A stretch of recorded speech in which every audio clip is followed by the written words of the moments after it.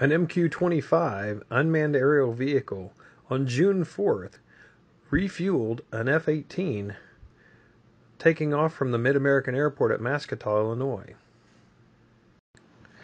The U.S. Navy released a tweet today talking about the June 4th refueling, saying, "Aviation history. This flight lays the foundation for integration into the carrier environment, allowing for greater capability toward manned-unmanned teaming concepts. The MQ-25 is the first unmanned aircraft to ever refuel another aircraft." Here is the video that was released with that tweet from the U.S. Navy and Boeing.